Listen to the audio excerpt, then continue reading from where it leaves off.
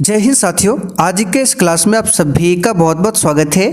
तो साथियों, बिहार पुलिस सिपाही की नई भर्ती के लिए आज हमारा साइंस में प्रैक्टिस सेट नंबर 9 चलेगा।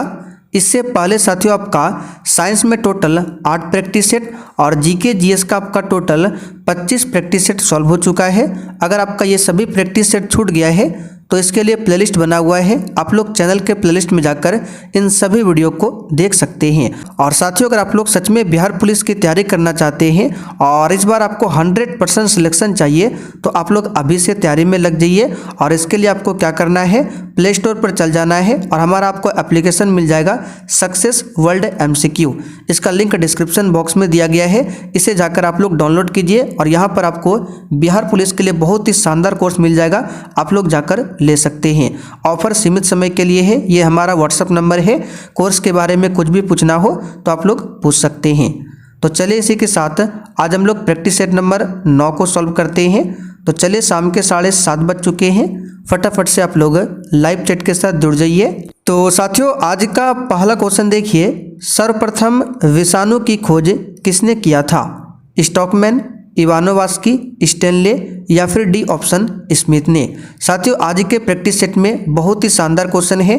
और देखिए, साइंस में कोई भी क्वेश्चन हो आपको रटना नहीं है, उसको आपको समझने का प्रयास करना है। क्योंकि अगर आप कोई क्वेश्चन साइंस में रटते हैं तो अभी तो आपको याद होगा, लेकिन बाद में फिर आप भूल जाएंगे। इसलिए आप लोग साइंस में जो भी क्वेश्चन हो रटने का प्रयास बिल्कुल भी ना करें। आज प्रैक्टिस सेट में जो भी साइंस का प्रश्न कराने वाले हैं, इसमें न्यूमेरिकल क्वेश्चन भी है, वो आपको पूरा समझाएंगे। इसलिए आप लोग पूरा क्लास को ध्यान से देखें। तो साथियों, सर्वप्रथम विषाणु की खोज जो किया गया था ये इवानोवास्की ने किया था। किसने किया था? इवानोवास्की ने। विषाणु की बात करें तो कभी कभी इसको हिंदी में वायरस लिख देगा। विषाणु का इंग्लिश में नाम है वायरस। तो कभी कभी एग्जाम में क्या करता है, विषाणु ना लिखकर आपको दे देगा वायरस। तो दोनों नाम आपको पता होना चाहिए। और जीवाणु की बात करें, जीवाणु इसको बोला जाता है बैक्टीरिया। क्या बोला जाता है? बैक्टीरिया कहा जाता है। और इसकी खोज किसने किया था? ल्यूवेनहॉक ने। दोनों को ध्यान रखिएगा, ल्यूवेनहॉक ने जीवाणु यानी कि बैक्टीरिया की खोज और इवानोवास्की ने विषाणु यानी कि वायरस की खोज की थी। क्वेश्चन नंबर दूसरा, SI पद्धति में तापमान का मात्रक क्या है? अब देखिए साथियों, आपको रटना नहीं है। तापमान कैसे मात्रक सेल्सियस होता है, फ़ारेनहाइट होता है और केल्विन भी होता है। लेकिन तापमान का जो SI मात्रक होता है वो आपका केल्विन होता है। तो यहाँ पर सी ऑप्शन आपका राइट आंसर है, केल्विन। क्वेश्चन नंबर तीसरा, पहाड़ पर चढ़ते समय व्यक्ति आगे की ओर झुका रहता है ताकि। चलिए बताइए, क्वेश्चन 3 के लिए आंसर क्या होगा? पहाड़ पर चढ़ते समय व्यक्ति आगे की ओर झुका रहता है ताकि उसे अस्थायित्व प्राप्त हो सके, यानी कि उसके अस्थायित्व में वृद्धि हो सके। इसका आंसर याद रखिएगा, डी ऑप्शन। क्वेश्चन नंबर 4, 3 प्राथमिक रंग कौन कौन से हैं? चलिए बताइए, क्वेश्चन 4 के लिए आंसर क्या होगा? तो साथियों, हम सभी जानते हैं प्राथमिक रंग कितने होते हैं? 3। और इसको आपको याद रखना है RGB से। RGB ये आपका प्राथमिक कलर है। R मतलब रेड यानी कि लाल, G मतलब ग्रीन, B मतलब ब्लू यानी कि लाल, हरा और नीला। तो यहाँ पर देख सकते हैं लाल, हरा और नीला, ये 3 प्राथमिक रंग है। तो इस क्वेश्चन का आंसर यहाँ पर आपका A हो जाएगा। क्वेश्चन नंबर 5, वेग, त्वरण व तय की गई दूरी में संबंध क्या है? अब देखिए, इसके लिए आपको फॉर्मूला याद रखना होगा, लेकिन इसके लिए भी एक ट्रिक है।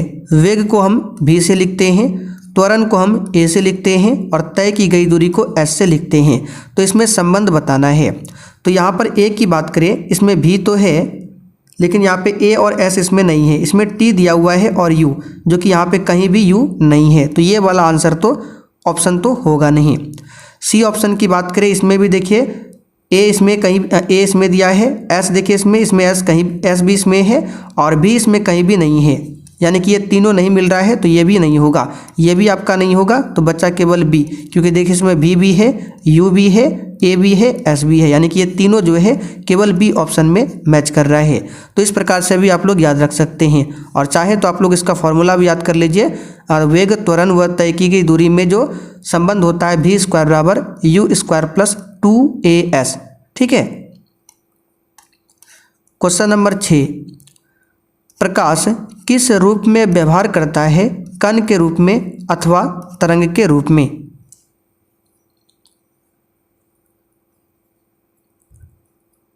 तो हमने आपको पहले ही बताया था, प्रकाश जो है आपका अनुप्रस्थ तरंग का उदाहरण है, अनुप्रस्थ तरंग का उदाहरण है प्रकाश। और प्रकाश की बात करें, इसमें दोहरी प्रकृति होती है। ठीक है, इसमें क्या होती है? दोहरी प्रकृति, यानी प्रकाश जो है कणों का बना होता है। प्रकाश किसका बना होता है? कणों का। और ये सिद्धांत किसने दिया था कि प्रकाश कणों का बना होता है? तो न्यूटन ने। एग्जाम में क्वेश्चन बनता है प्रकाश तरंग कणों का बना होता है, ये किसने बताया था? तो न्यूटन ने। और दूसरा इसका रूप क्या है? प्रकाश जो है ये एक प्रकार का तरंग है। ठीक है, तो प्रकाश कणों का बना होता है, ये न्यूटन ने कहा था। लेकिन प्रकाश एक प्रकार का तरंग भी है, ये किसने कहा था? ये कहा था हाइगेंस ने। यानी प्रकाश का जो तरंग सिद्धांत दिया था वो हाइगेंस ने दिया था। तो साथ में आपको वैज्ञानिक नाम भी ध्यान रखना है। तो प्रकाश कणों का बना होता है, न्यूटन ने कहा था। और प्रकाश एक तरंग के रूप में भी होता है, ये बताया था हाइगेंस ने। तो प्रकाश जो है कण भी और तरंग दोनों हो जाएगा आंसर, कण व तरंग दोनों। तो क्वेश्चन पूछा गया था प्रकाश किस रूप में व्यवहार करता है? तो कण के रूप में भी और तरंग के रूप में भी। तो आंसर क्या हो जाएगा? D option. क्वेश्चन नंबर 7, जब एक श्वेत प्रकाश ग्लास प्रिज्म से गुजरता है तो निम्न में से कौन सा रंग सर्वाधिक अपरिवर्तित होता है? चलिए बताइए इस क्वेश्चन का आंसर फटाफट से यहाँ पर क्या होगा।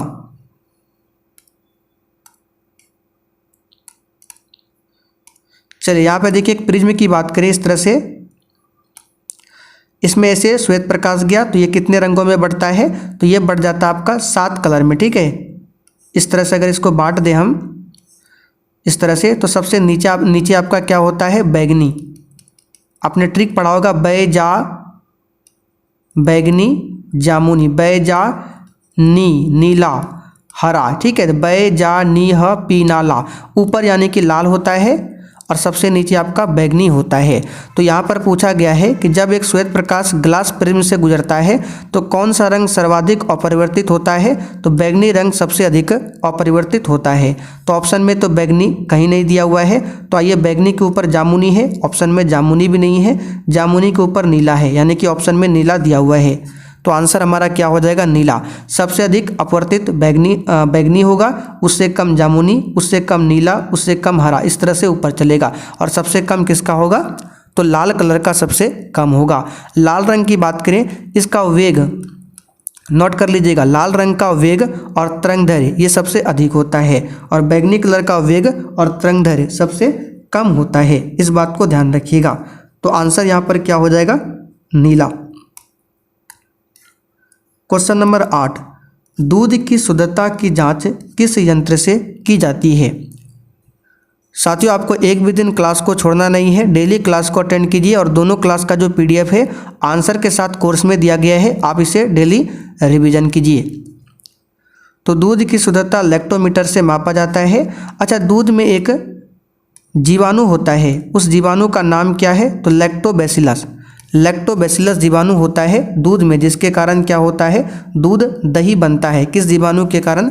लैक्टोबैसिलस। इस बात को ध्यान रखिएगा। और दूध की शुद्धता को लैक्टोमीटर से मापा जाता है। क्वेश्चन नंबर 9, प्रकाश का वेग किलोमीटर प्रति सेकंड में क्या है? और देखिए साथियों, प्रश्न के साथ हम आपको जो भी एक्स्ट्रा फैक्ट को बताएंगे, आपको क्या करना है? नोट्स में लिखते चलना है, इससे आपका खुद का नोट्स तैयार होगा। तो प्रकाश का वेग नॉर्मली हम सभी जानते हैं 3 गुना 10 पर पावर 8 मीटर प्रति सेकंड होता है, लेकिन यहाँ पर किलोमीटर में पूछा गया है। तो मीटर से किलोमीटर में जाने के लिए क्या होता है 1000, यानी 1 किलोमीटर में कितना मीटर होता है 1000। तो यहाँ पर क्या करेंगे 3 गुना 10 पर पावर 8। तो मीटर से आपको किलोमीटर में जाना है, यानी कि इसमें क्या करना पड़ेगा, इसमें 1000 से भाग करना पड़ेगा। तो 1000 का मतलब होता है 10 पर पावर 3। ठीक है, 10 लिख दीजिए, 3 शून्य है तो 3 लगा देंगे। अगर 100 है, इसको पावर में लिखना है तो 10 पर पावर 2 इस तरह से लिखा जाता है, यानी 10 लिख दीजिए और जितना शून्य होता है उसको ऊपर में करना होता है। तो 1000 में 3 शून्य है तो 10 पर हमने क्या किया 3 लगा दिया। अब इसको सॉल्व करेंगे तो 3 गुना 10 पर पावर 8 और 10 पर पावर 3 को ऊपर करेंगे तो 10 पर पावर क्या हो जाएगा -3। अब इसको सॉल्व कर दीजिए, 3 गुना 10 पर पावर क्या हो जाएगा, 8 में 3 जाएगा 5। तो यहाँ पर देख सकते हैं ऑप्शन ए में दिया हुआ है। ये नॉर्मल क्वेश्चन है, आपको ये पता होना चाहिए, बेसिक चीज़ें हैं। और प्रकाश की जो चाल है सबसे अधिक निर्वात या फिर हवा में होता है कितना, 3 गुना 10 पर पावर 8 मीटर प्रति सेकंड, और किलोमीटर में 3 गुना 10 किलोमीटर प्रति सेकंड। क्वेश्चन नंबर 10, एक सरल लोलक का दोलन काल 3 सेकंड है। यदि इसकी लंबाई 9 गुना कर दी जाए तो इसका नया दोलन काल सेकंड में कितना होगा। देखिए बहुत ही सिंपल क्वेश्चन है, यहाँ से आपको एक फार्मूला पता होना चाहिए। आवर्तकाल के लिए फार्मूला क्या होता है, हमने आपको कई बार बताया है। आवर्तकाल के लिए टी बराबर एक फार्मूला होता है 2 पाई √L/g। तो लंबाई को 9 गुना करना है, यानी L के स्थान पर 9 रखना है, तो क्या हो जाएगा 9/g, अंडर रूट में इधर 2 पाई। तो 9 का वर्गमूल क्या हो जाएगा आपका 3, यानी कि जब लंबाई को अगर हम 9 गुना करते हैं तो आवर्तकाल में वृद्धि 3 गुना होगा। तो यहाँ पर बोला गया है कि सरल लोलक का दोलन काल पहले 3 सेकंड है और 3 गुना बढ़ जाता है तो कितना हो जाएगा ये आपका 9 सेकंड। डी ऑप्शन में दिया हुआ, यानी कि 3 सेकंड पहले था और जब लंबाई को 9 गुना किए तो निकल कर आ रहा है 3 गुना बढ़ रहा है, यानी कि पहले अगर सेकंड 3 सेकंड था तो इसका 3 गुना अगर कर देते हैं 3 का तो कितना हो जाएगा 9 सेकंड। तो यहाँ पर देख सकते हैं डी ऑप्शन में दिया हुआ है। क्वेश्चन 11, एक लेंस की क्षमता +2.5 डाईऑप्टर है तो लेंस की फोकस दूरी सेंटीमीटर में क्या होगी। अच्छा यहाँ पे प्लस लिखा है, इसका मतलब बताइए लेंस उत्तल होगा या फिर अवतल। तो अभी लिख लीजिए, अगर प्लस में दिया रहे तो लेंस होता है उत्तल और माइनस में दिया रहे तो लेंस हो जाएगा आपका अवतल, ये आपको ध्यान रखना है। तो ये तो पता चल गया लेंस कैसा है, उत्तल है। अब इसका फोकस दूरी निकालना है। तो आप सभी जानते हैं लेंस की क्षमता P बराबर क्या होता है 1/f होता है, लेकिन हमको f निकालना है तो f बराबर क्या हो जाएगा 1/p। अब यहाँ पे f बराबर क्या हो जाएगा 1/p का मान दिया है 2.5, तो यहाँ पर 2.5 हो जाएगा, दशमलव को हटाएंगे तो ऊपर 0 तो हो जाएगा आपका 10/25। और जब इसको सॉल्व करेंगे तो 5 दूनी 10, 5 25 और 5 से भाग देंगे 2 में तो ये आएगा 0.4 आपका मीटर।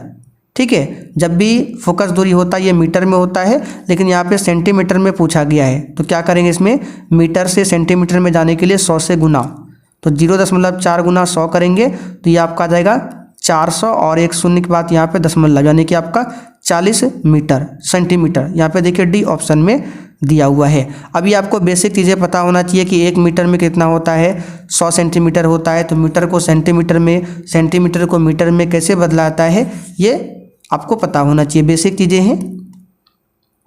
क्वेश्चन 12, एक अश्व शक्ति लगभग बराबर होता है,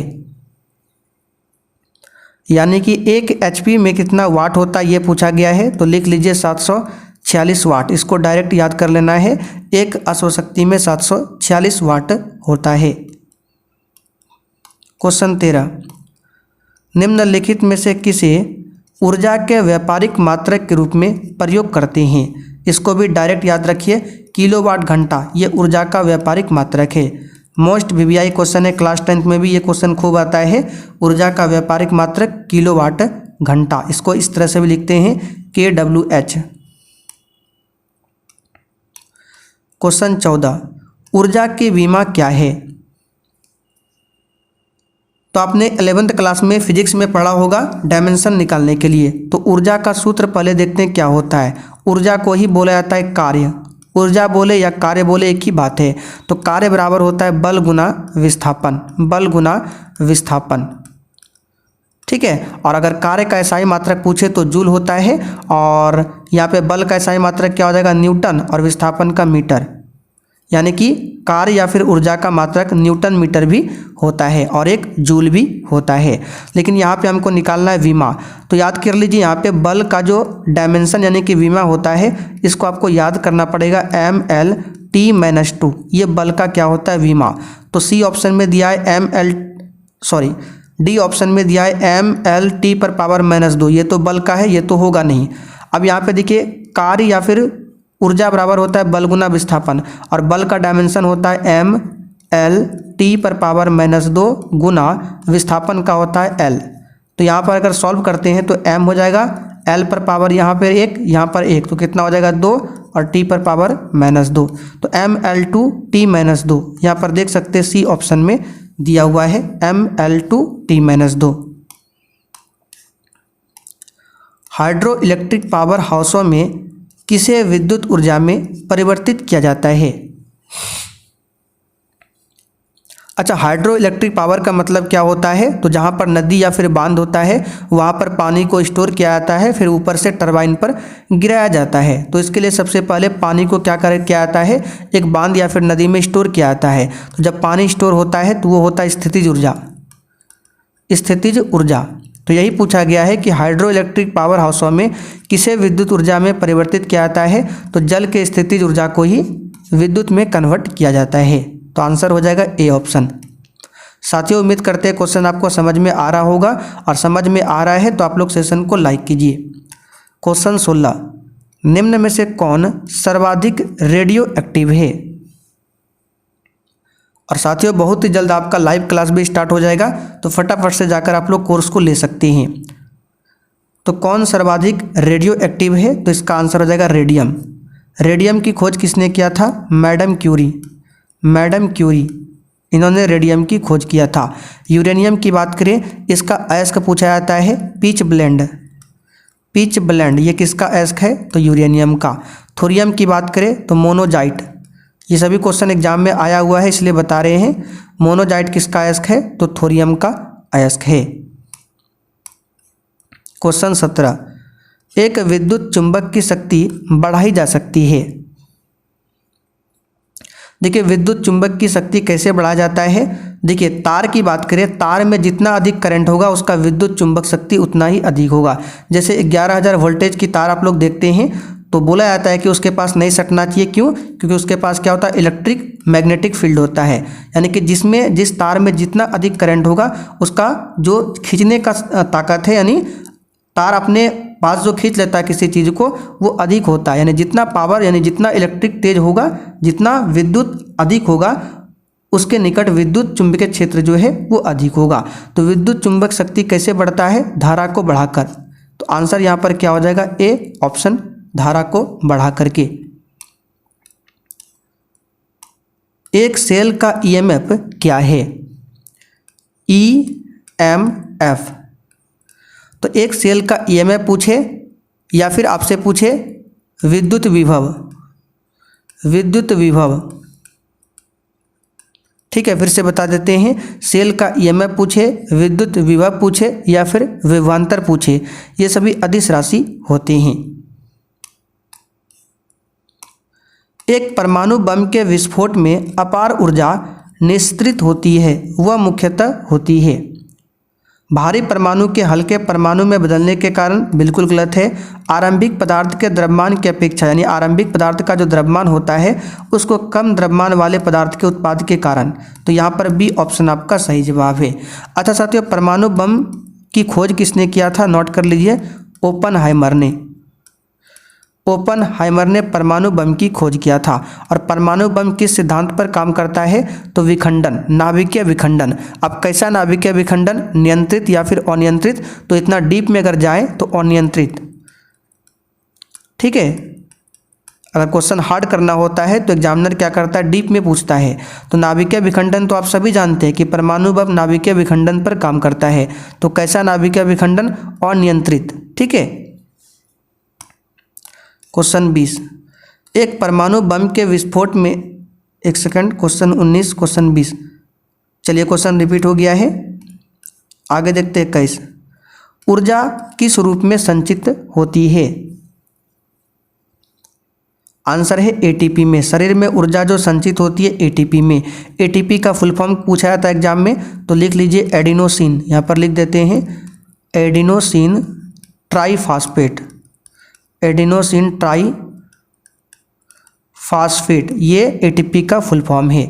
इसका आंसर सी है। आगे देखिए, 5 डिग्री फ़ारेनहाइट को केल्विन स्केल में बदलिए। देखिए आपको इसके लिए एक फॉर्मूला बताते हैं, इसको आप लोग नोट कर लीजिए, बहुत काम आएगा।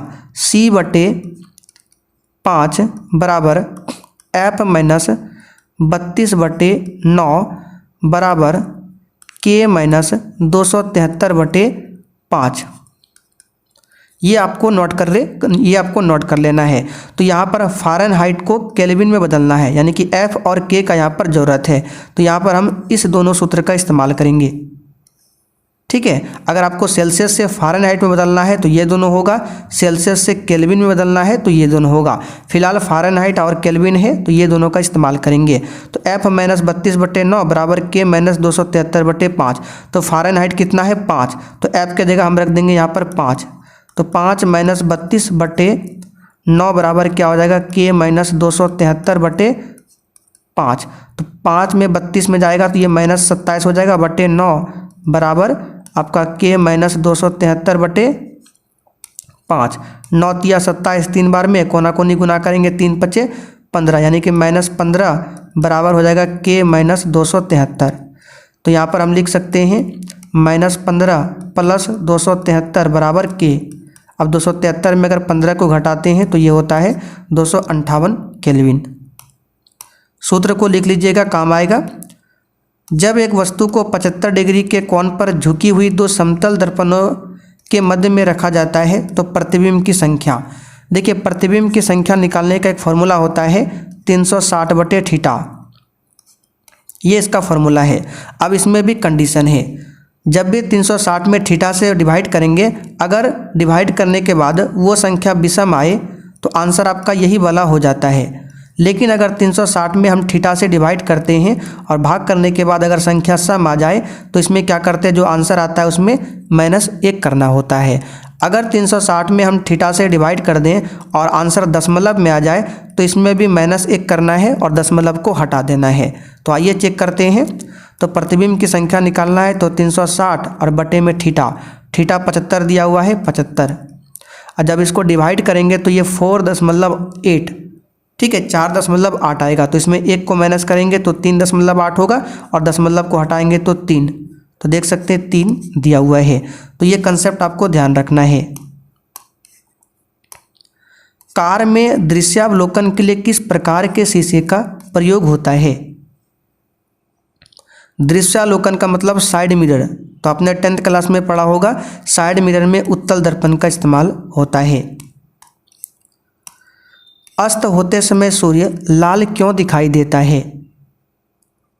ये तो नॉर्मल सा क्वेश्चन है। अपवर्तन के कारण, एक सेकंड, यहाँ पे अपवर्तन नहीं होगा। अस्त होते समय सूर्य लाल प्रकीर्णन के कारण दिखाई देता है, प्रकाश के प्रकीर्णन के कारण। यहाँ पर बी ऑप्शन आपका राइट आंसर है। तो चले साथियों, आज आपका साइंस का प्रैक्टिस सेट 9 यहीं पर कंप्लीट होता है। भले ही हम 25 क्वेश्चन करा रहे हैं, लेकिन अगर ऐसे देखा जाए एक्स्ट्रा फैक्ट को मिलाकर तो लगभग आपका 40 से 50 क्वेश्चन बन जाता है। इसलिए आप लोग नोट्स जरूर तैयार कीजिए।